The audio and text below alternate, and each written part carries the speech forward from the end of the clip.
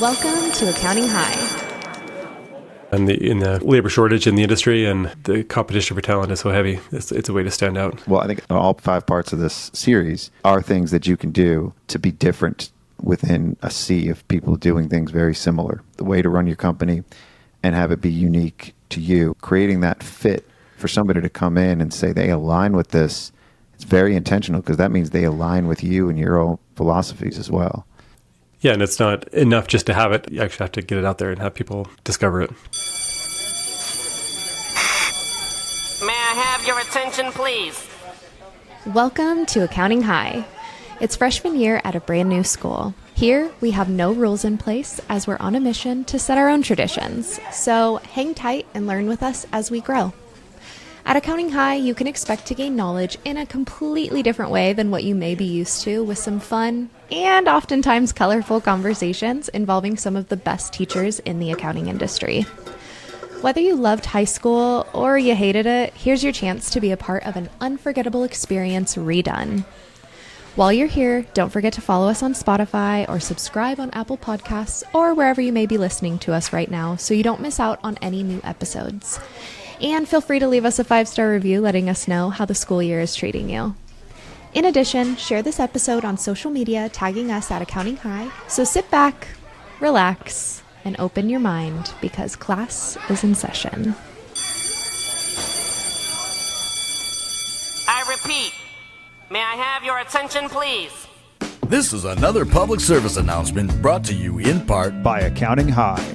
The views and events expressed here are of the next generation of accounting and tech professionals leading this space. The events and suggestions are not to be taken lightly. Children should not partake in the listening of this podcast. Anything else? Yeah. So without further ado, introducing the star of our show, Scotty and Coach Olsen. We're gonna have a problem here.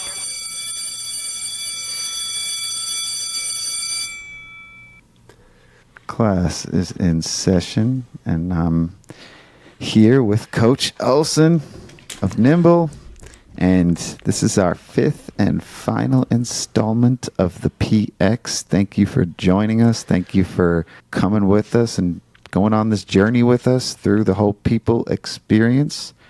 We are today talking about continuity. We are creating a company operating system. Again, I said this is the 5th installment of our people experience. We have gone over the curriculum and the purpose of the course. We've done culture in our PX2, coaching in PX3, creating performance in PX4, and PX5 today is continuity. Dave, thank you for joining me. It's great to be back, Scotty. Tell our students a little bit about continuity. Yeah, so this is a catch-all C word. We've talked a lot of specific things about a people experience, and this is kind of catching some of the miscellaneous nuts and bolts of building a company and creating that people experience. So we'll go through things like the operating system. How do we work? What's our meeting cadence? Some of this will be based on the EOS structure that a lot of us are familiar with. And then we can talk about actually hiring too. Talked about creating the culture and the systems that attract and retain people, but how do we actually find people? Yeah. How do you attract good talents? How do you find them? Cool. So we're going to define how we work. We're going to go over those meetings and the structure, documentation, sourcing and finding people, screening, skills assessments, and interviews. Let's do it. Yeah. Let's go into the coordination of this company operating system. All right. Well, we talked about in the first episode, the Nimbl people experience vision, and there's different elements, and I like to tie everything we do back to one of these elements. How does this fulfill on our vision for our people experience? And this applies to our last one. It's kind of a catch-all element. It's giving everybody the opportunity to learn, to grow in responsibilities, to contribute to others, and to be recognized for achievements. So what's our actual operating system that makes this possible? One of the first things that we do in our people experience is define actually how we work. What does that look like day to day? How do we communicate with each other? I think it's really important to be clear on, and there's some things we do and some tips we'll talk about today, but I think what's more important than the actual what's of it, it's defining it, being clear about it, making sure your team's clear about how you operate, and then everybody's working in a consistent way. And especially in accounting, we have a lot of remote teams. Mm-hmm. So part of defining how we work is what's synchronous, what are we doing at the same time, and what's asynchronous, what can we do on our own that's moving us towards the company vision, but doesn't have to be live together. And with Nimbl's operating system, we tend towards asynchronous. We want to do everything asynchronous as possible. And there's a lot of reasons for this. One is the flexibility in schedules. We want to minimize the time the same 2 or more people have to be available at any given time. We want to give flexibility for people's lives. And also, flexibility is one element of it. Another element is focus. When we have a lot of interruptions in synchronous meetings or synchronous chats or things like that, it interrupts our day. And when we can work asynchronously, we can organize our time in blocks where we can actually focus on getting our work done without interruption. And that's, I think, an epidemic in the working world today is we're so distracted that it keeps us from doing our best work. We may be checking the box and feeling busy all day, but we're not actually often accomplishing something that really moves ourselves and the business forward. Checking the box and feeling busy is what everybody does or can say they have done before. So we can all relate to that. Yeah. So how do you talk about the tech stack? Yeah. Let's talk about how we structure all of this and what tools you're using. Yeah. So it starts with the synchronous versus asynchronous and then defining a tech stack that makes it all possible. If we're going to work asynchronously, and we're not sitting there in person in the same room, what is the tech that makes that possible? Mm-hmm. Yeah. Yeah. And one way we define how we work at Nimbl is what's our hierarchy of urgency. And going from urgent to less urgent as far as our tech stack is, phone. If I see a phone call from one of my team, I know it's got to be an emergency because that doesn't happen very often at all. And so I'm probably going to answer that because it's going to be something. You get an anxiety when the phone rings and you see somebody's calling because it might be something bad? I might, but I honestly can't think of it the last time that somebody from my team called me. Okay. Because it doesn't happen. So, but that's there if we need it as a backstop. But it is so rare again that I can't even remember the last time. Text is the next thing. If something's urgent, and text is really actually outside of our tech stack, but it is an option for. We don't even share phone numbers. So in our HR system, we do have phone numbers, but we don't regularly share phone numbers within the team just because we don't use them. But if we have something urgent that comes up, we need to text someone. That's the next thing. So phone and text are really outside of our tech stack, but they're there in case of emergency. So where we enter then our tech stack of our regular day-to-day work is the next level of urgency is real-time chat, which is in our case, Slack. And we attempt to limit this just to quick questions that don't delve into a long discussion or a lot of back and forth or something that's going to take a lot of work to answer, but it's more just a quick communication that we have access to the whole team. One benefit of Slack is channels as well. We can have specific channels for certain purposes. For example, most of our clients will have their own channel so that the team on that client can quickly collaborate as needed. Then we have company-wide channels for different purposes, kind of like our water cooler channel that we can post random things that aren't related to work. But we use Slack with a caveat because Slack can become very distracting. It moves us into the more of the synchronous environment that we're looking to avoid as much as possible. I did miss one actually. I guess it's less about urgency, but more about collaboration, and that's the Zoom. So we use Zoom for our video calls, and it's outside of our hierarchy of urgency, but it's that's because it's scheduled. Zoom is always scheduled and planned. Part of a meeting, you don't usually have anybody pop up where you see Zoom ringing, do you? No. Yeah. So I could have framed this more accurately. It's a hierarchy of urgency and complexity. So high on that, I guess it's lower on urgency, but higher on complexity is Zoom. So if it's a discussion that we need to hash something out, or if it's a department meeting or a team meeting where we want to build relationships, then Zoom facilitates that. So I mentioned chat and Slack, and then the next one is email. And so all of our internal informal communication is through Slack, and then all of our client communication and outside external communication is through our email system that we use Front. And internally we can comment on emails, tag each other, and we have inboxes for each of our clients that only that team has access to. and certain people get notified of those emails based on their responsibilities, and then we can reassign and tag people. So that's not quite synchronous, but it's a way of collaborating on our client communication. Sure. And you've separated the channels for client versus team, which is great. Yeah. But your workflow system is separate from your email. That's the one difference so far in this hierarchy for us is Carbon's holding the email too. So we're in Carbon for workflow and for email. Yeah, and I would say because of the regular cadence of communication with clients, I would say our email, our front, works together with our workflow. It's almost, in some cases, the same thing when we're working on process. Because I think that would be actually ideal is if we integrated our email and our workflow, but we use Asana for our workflow, which doesn't support that. And also, Front is so specialized with email that it works really well. So the combination works for us. Sure. So the lowest on the level of urgency is our workflow system. And this is where we want to push as much work as possible. This is where we're not getting distracted by a message, but if we intentionally go into work on a process, then we can see the communication there. And we're not getting, again, distracted with ad hoc messages, but it's all intentionally looking at the workflow that we going to be a part of. That's super important because once you're getting work done, you should not be communicating. You can't do two things at once.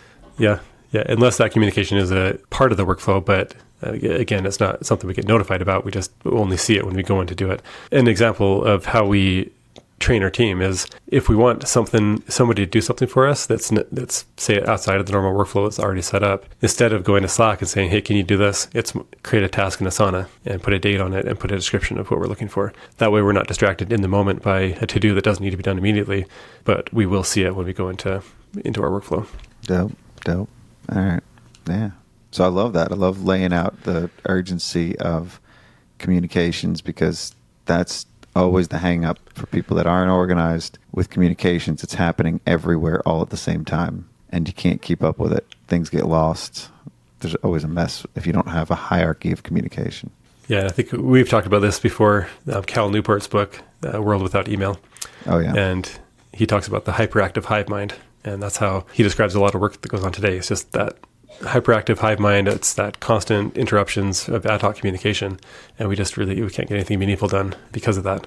But being clear about how we work, how we define our communication, I think goes a long way. And we're not by any means perfect on this. We're still working on it. We're still training. We're still reminding, but we're getting better in that way. So, yeah. Let's talk about meetings then. So we've got the communication that's happening all throughout, but meetings themselves, that's probably why Zoom wasn't included in that hierarchy. That's part of meetings anyway. It's where you're having your meetings. Yeah, and the one thing I find interesting is in that World Without Email book, he actually recommends meetings, actually doing more meetings than most people do. And I think there's a kind of a convention in the workplace, especially as we go towards remote, of cutting out meetings and doing everything asynchronous. And I think the idea of being selective about meetings is important and not having meetings just to have meetings.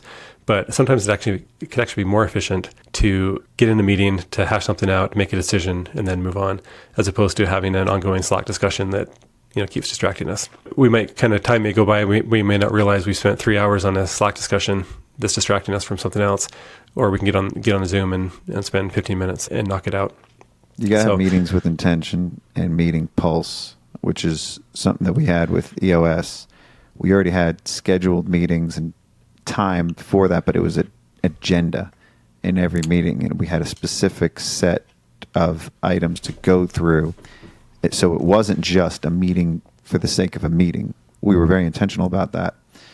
And also, part of that cadence was, structuring and figuring out how we're going to do our meetings so we didn't lose time, and waste a bunch of time in there. So it was office hours was one of those things that we had too, where everybody has a set of office hours during the week. And that's what that team was. If that person had their office hours, they could get stuff done, they can do stuff, but anybody could hop in on that open Zoom meeting. So it's an open Zoom meeting, you hop in, it's like knocking on somebody's door and walking in. So those are the times that you can be interrupted. And that was an idea I got from Cal Newport. I mean, he based on universities and how teachers do office hours, he laid out a system that you can do outside of the meetings. If you need something, that's how you synchronously hop in. Because if you're doing it twice a week, you could always hop in, or they can hop in your office hours. It's always just, let's hop in my office hours. Yeah, I love that concept, because then you can accumulate things that aren't urgent but still need to be addressed. And instead of sending an ad hoc message, you save it for that office hour or the regular meeting. Like the EOS has a defined meeting pulse between leadership meetings, department meetings, weekly, quarterly. There's that. I love that cadence that's set up. And that's the importance of having an agenda, is if you have something you want to talk about that's burning on your mind, you can put it on the agenda and address it in that next meeting rather than distracting everybody by the thought in between. For sure. So let's talk about some documentation. How do we document all of this stuff that we've been talking about? Yeah, an important part of defining all this is having clear documentation, so people will know where to go for instructions or what to do for a policy. So, a vacation policy, for example, if you have that clearly documented where everybody has access to it, they have a question, they can go to that documentation rather than interrupting somebody with a question. I mentioned, I believe it was in our last episode, about our culture of documentation and our what we call SSOT, our single source of truth. We want to have anything routine, we want to have that documented. And there's lots of tools out there that can do great jobs of that. Notion is one I use personally, and it can be easily used in an organization. A lot of organizations use it. We actually use Confluence, which has similar functionality. It's almost like organized like a wiki, company wiki, and that works just fine for us. And that's a combination of, we have our employee handbook and sections with processes and policies internally, and then also all of our client documentation is contained in Confluence. So that's pretty cool. Yeah, so like I mentioned, our workflow system is in Asana, but for the most part, we don't have documentation in Asana. We'll just have the task to be done, the schedule, and then we'll have a link from Asana to Confluence where we can go to find the actual documented process. You have a very intentional tech stack, and so far it sounds like it's quite a stack. It is. It's quite a stack, and it begins from the philosophy that I had from the beginning, is finding the best job to be done, or the best tool that gets a certain job done.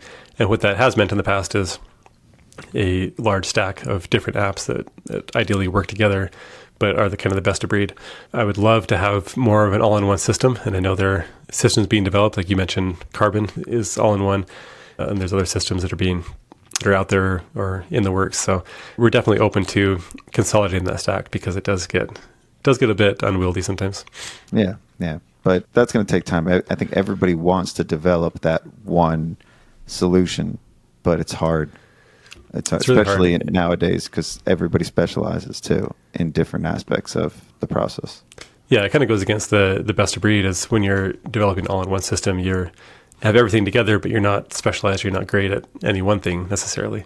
Not that it's not possible, but I haven't seen that yet. So we're okay for now with our best of breed approach right now. For sure. All right, yeah. Let's talk about finding people and sourcing our people, because for this experience, we need people to have a people experience. Yeah, exactly. And this is a huge topic in the accounting industry, especially, and I guess we could say a lot of industries have labor shortages. And we don't need to go into detail about that. I had a whole episode on that with Gusta. That was The Economy Explained. Yeah. Yeah, so there's a lot we could say about that, but not necessarily the purpose of this episode. But suffice to say, it can be difficult to find and retain people. So it's all the more important to have that intentional people experience that has a system for finding and retaining. So part of the principles for actually finding people are, one of them is having an employer brand. We talk a lot about sales and marketing and going out to find clients, but I think it's just as important to have a brand that's potential employee facing. And so people know what you're about. Just like it's hard to place a cold ad and you get hundreds of applicants, and it's hard to really know someone just by a job application. It's also very hard to, on the flip side, for a candidate to see a bunch of job postings and not really recognize or know what's behind those postings. But if you can build an employer brand and have people recognize who you are and what like we're talking about here, the people experience that we're intended to create, as you get that out there more, then people can recognize and feel aligned to that experience they want to have, and that ideally people will be coming to you as opposed to you going out to find people. Yeah, we talked about that a lot on some other episodes with Nicole, just talking about having a brand and doing social media and posting to attract employees just as much as attracting clients. Like that's one of the most important parts, is letting people see that side of you as like a personal brand too. And a company brand is putting yourself out there and creating content just for that purpose, because then people really get to know you and they feel like they know that company before they even apply for the job. Yeah, in the labor shortage in the industry, and the competition for talent is so heavy. It's a way to stand out among that competition. Yeah. Well, I think all 5 parts of this series are things that you can do to be different within a sea of people doing things very similar. All of these things are ways to be very intentional about the way to run your company and have it be unique to you. And that's creating those core virtues that are unique. So creating that fit for somebody to come in and say they align with this, it's very intentional, because that means they align with you and your own philosophies as well. Yeah, and it's not enough just to have it. I mean, habit's important in the starting point, but you actually have to get it out there and have people discover it. And related to that is having word of mouth. If you're creating it, it's kind of like if you're creating a great experience for your clients, they're more likely to share the NPS score. How likely are you to recommend it? Same thing for our team. If we're providing a great experience for our team, they're going to be more likely to share their experience with their friends. That is impactful when people have their friends come in, because then you create in a community around like-minded people, and they have got a bond outside of work already. For sure. If that person aligns for your culture, then their friends, a pretty good chance their friends are going to align too, or at least they're going to pre-screen their friends for you, and they'll know who's going to be a fit and who's not. So that's, by far the most effective way, I think, to attract people is, and some of our best hires have been through our own employee networks. Yeah, that's awesome. So we talked about an employer brand, and then the next step is, or another element of that, is actually reaching out proactively. And this is in contrast to putting out a job ad and letting people come to you. It's actually getting out and targeting people and really being clear about the profile you're looking for, and going out and finding people who have that experience by, searching through LinkedIn or through our employee networks and things like that. And what I'm not talking about is our friendly competitors and poaching from each other's teams, but where I find the most fruitful channels for that is kind of adjacent industries. So it could be a traditional big CPA firms where people are less satisfied with their experience, but they don't realize that there's an option for their careers. So that could be a way to target people in that way. Yeah, for sure. And again, just creating content. It's a hard thing to do, but if you put yourself in front of them and where their watering holes are and what they're doing, creating content for that around your brand is very powerful. Yeah, for sure. So the referrals, the people coming to you, the proactive, all that's ideal. But of course, I shouldn't say of course, but that depending on how many people you're hiring, it may not be scalable or dependable. It's kind of like marketing, where the best clients are the word of mouth referrals from your own network or from your clients. But to create a predictable, sustainable system for bringing people in, you still need a recruiting process that goes out to job sites and has a way of efficiently bringing candidates in and screening them, and then taking people through a process of interviews to discover their fit. What are some of the other things you could do? Yeah, I think that covers a lot of the sourcing, the finding. Part of what's a little bit adjacent to that is really your strategy around it. What kind of people are you looking for? And it starts with defining the culture and the core virtues in that. But it's also, what's the demographic? Are you looking for skilled people with a certain level of experience, or are you looking for someone who's more early in their careers, and then you can train them up into kind of your way of doing things? And I wouldn't say right or wrong there, but it's important to be clear. What types of skills are you looking for? Are you looking for the soft skills? Are you looking for some of the hard skills, like the technical skills? Yes, just being clear about that, and about how well developed they need to be. The technical skills could be early on, and if you have a good training program, like we talked about in a past episode, then you can train people up in the way you do things. You're not counting on finding unicorns with a certain level of experience. Okay. So now you've found some people. What do you do about screening or making sure that they're the right person? Yeah, so it goes along with, again, being clear about the job description and screening the resumes. And then I think you can have certain criteria and involve your team in looking for certain things on the resume. So it's not you looking through hundreds of resumes. But once it's narrowed down to a certain manageable number, one thing that's been really helpful for us is to have basically 2 levels of skills assessment.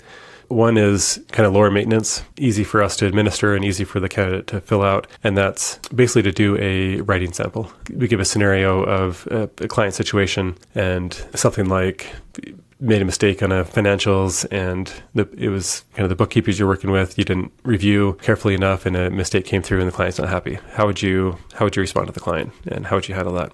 And then we do a couple other scenarios like that. I think it's 3 total where they give a response in a writing sample. And that's, first step just to assess, do they have basic writing skills? Do they have can they even follow instructions? And then that would then qualify or disqualify them to move on to the next step. And the next step we use is an actual month-end simulation. So we have a QBO file that we use that's pre-populated with data, and we actually onboard them in a limited way to our system. So we make them a guest user of Asana, give them access to a project, and then we also give them a Google Sheet with some worksheets and some background and data. And then we have them go through a simulated month-end process. So they'll actually take some data from that Google Sheet and they'll import it into QuickBooks. They'll do the bank reconciliation, and then they'll comment on each task. For example, some of the transactions are pretty unclear about what they are. So they document in the comments what would they do about tracking that down. And then we have a few schedules on that Google Sheet, like a fixed asset schedule and a deferred revenue schedule, and we have them complete the schedules and also then make the corresponding entries into QuickBooks. And so I can't remember exactly how long this takes. Some it may take between 1 and 2 hours, depending on how fast they are. And then it gives us a kind of good baseline understanding. Do you really know how to use QBO, or can you figure it out quickly?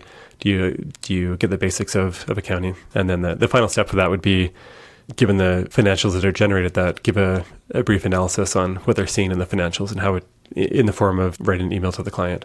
So that skills assessment has been really helpful in letting the best candidates surface and avoiding those whose resumes and interview skills may kind of exceed their actual performance and actual experience. Yeah, that's so dope. I love that, because that's also a clean way of testing. And this is before they even start?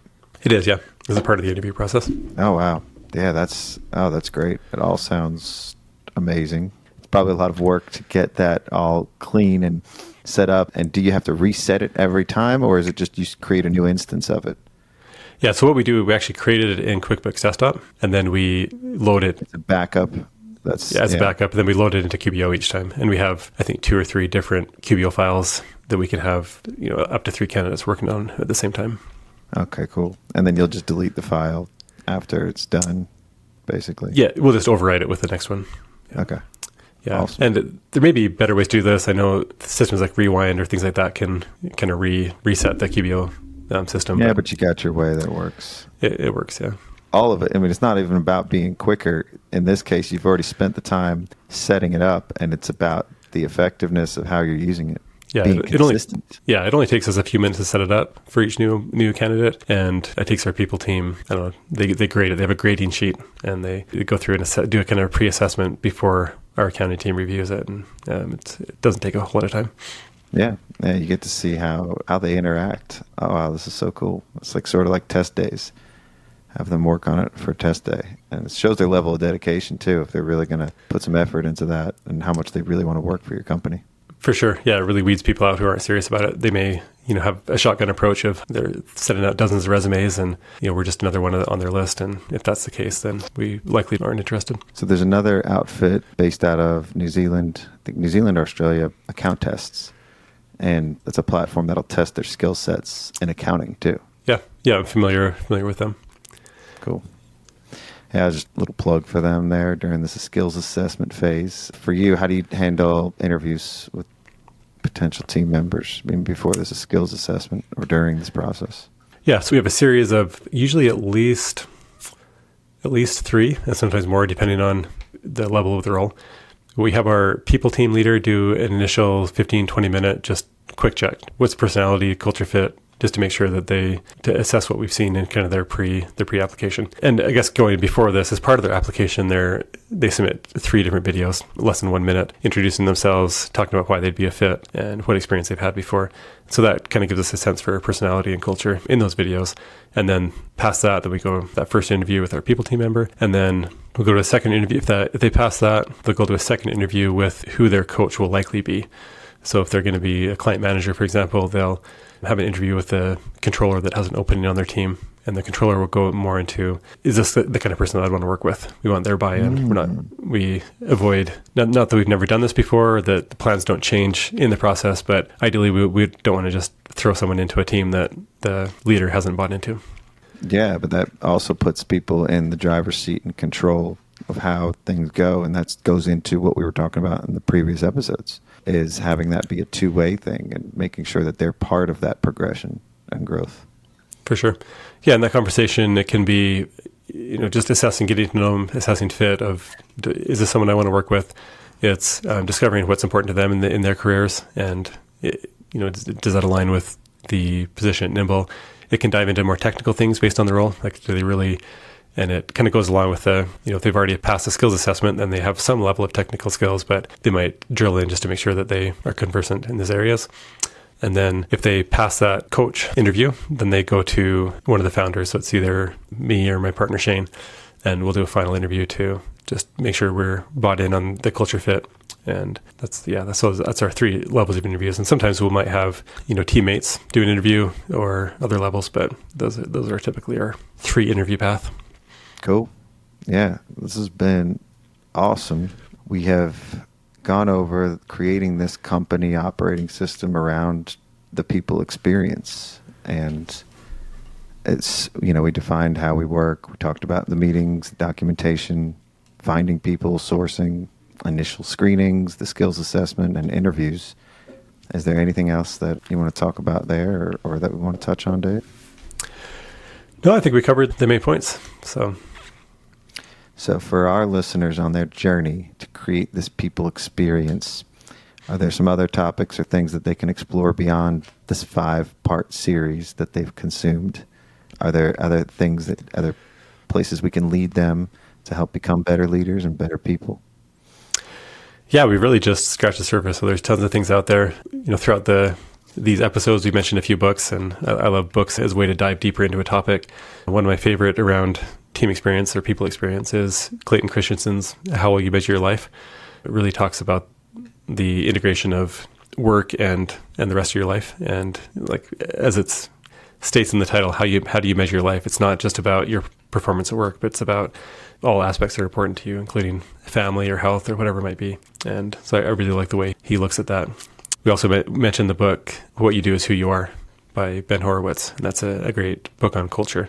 Radical Candor is another one. So there's lots out there. There's, podcasts. You're listening to a podcast here, so you're on the right track of learning. And there's all kinds of podcasts, both accounting specific and podcasts on leadership that are outside. So I won't list all those. You can feel free to reach out to me if you want to learn about my playlist. I've got many podcasts that I have lined up, and I always have more episodes than I have time to listen to. And leadership is a specific topic that's just a huge area of opportunity on its own. There's so many books, podcasts, courses, coaches, everything out there so I'd suggest really putting a lot of attention into learning about leadership. And that is a pretty broad topic, but I love being a student of leadership in all different areas. So I encourage that. And then there's block and tackle things. There's tactics and topics that are just important to understand, if not in detail, at least to make sure that you're taking care of that in your business. There's making sure you're compliant with HR laws, for example, having a handbook in place and having your team sign off on that, understanding the implications of being in multiple states, and as many remote companies are. So there's just a lot of things like that are good to have a handle on. And ideally, if you're small and just getting started, you might yourself as the owner might need to dive into some of these things, or you can find an HR consultant or hire HR team. But so that's just a little smattering of things to go take it from here. Coach Olsen, did you bring up a sports analogy there with the block and tackle? Did you bring that in there? I love that. Yeah, here we go. A little football in here. Yeah, a little bit of practical coaching and talking about this. We just went over the bigger ideas here. We didn't really dive too deep into the playbook. We opened up the playbook.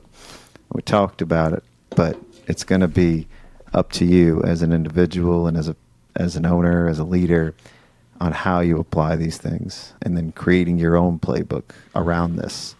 This is really just the titles of all the plays, but we didn't really go into exactly how to do it. That's how you apply it. Yeah, for sure. Yeah. Well, thank you for hosting this course, Dave. This has been amazing. This has been more than I could have envisioned or had hoped for the people aspect of running a practice or rapping. Like this is great because it incorporates a lot of new techniques, but a lot of sound philosophically ancient ways of doing things, ways that people that have worked for others in other professions and life and business, and applying them to how you do it at your firm and how you run your practice like a business. So you're one of the rappers that we're learning from. Yeah, it's been a lot of fun. I've been happy to be here. Yeah, so if anybody wants to learn more about what Dave's doing at Nimbl, you can find him on LinkedIn. Dave Olsen. You're Dave Olsen on there. You're not David Olsen. Yeah, Dave Olsen. Yes, Dave Olsen, Nimbl with Nimbl without an E. You'll find me on LinkedIn, so feel free to connect with me there. Keep it as brief as you can. Dave Olsen, Nimbl without an extra letter. Just take a letter away, right? Like David has an extra letter. Nimbl, the real spelling is an extra letter. Keep it tight. That's right. All right. Well, class dismissed.